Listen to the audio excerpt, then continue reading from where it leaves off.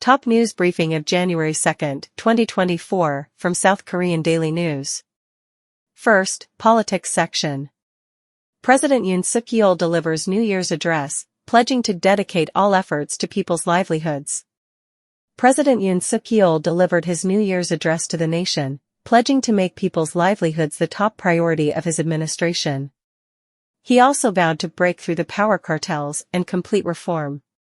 Opposition parties criticize President Yoon's ideology cartel remarks as partisan campaigning ahead of general elections. Opposition parties criticized President Yoon's mention of ideology cartels in his New Year's address, accusing him of partisan campaigning ahead of the upcoming general elections. They argued that the concept of ideology cartels is vague and lacks concrete evidence. Public opinion polls show that criticism of the government is outpacing support for the government in the upcoming general elections. Public opinion polls conducted in the wake of President Yoon's New Year's address indicate that public dissatisfaction with his administration remains high. The polls show that more people believe the government needs to be criticized than those who believe it deserves support. Economy. South Korea's exports to the United States surpass imports from China for the first time in 20 years.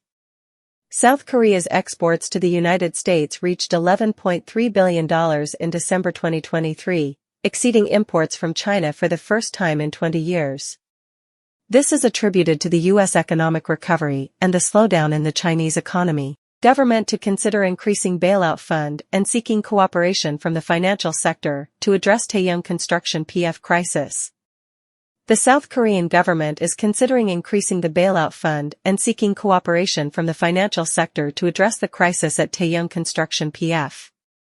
The company's guarantee amount is 9.18 trillion won, and its maturity could have a significant impact on the financial markets. Deputy Prime Minister Choi Sang-mook announces measures to support small businesses, including reducing electricity bills and lowering non-bank lending rates.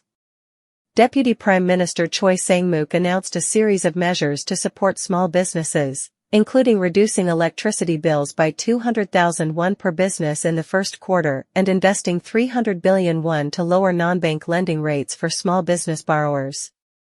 Foreign Affairs and Security. North Korean leader Kim Jong-un warns of possible armed conflict at any time, ordering military commanders to maintain perfect military readiness. North Korean leader Kim Jong-un warned of the possibility of armed conflict with South Korea at any time, ordering his military commanders to maintain perfect military readiness. This statement has raised concerns about potential North Korean provocations in the lead-up to the South Korean general elections. South Korean Defense Minister Soo Wook delivers strong message to North Korea, stating that provocation will be the prelude to destruction. South Korean Defense Minister Soo Wook responded to Kim Jong-un's remarks with a strong message, stating that any North Korean provocation will be the prelude to destruction. He emphasized South Korea's strong military capabilities and readiness to defend itself against any threats. South Korea begins its term as a non-permanent member of the UN Security Council.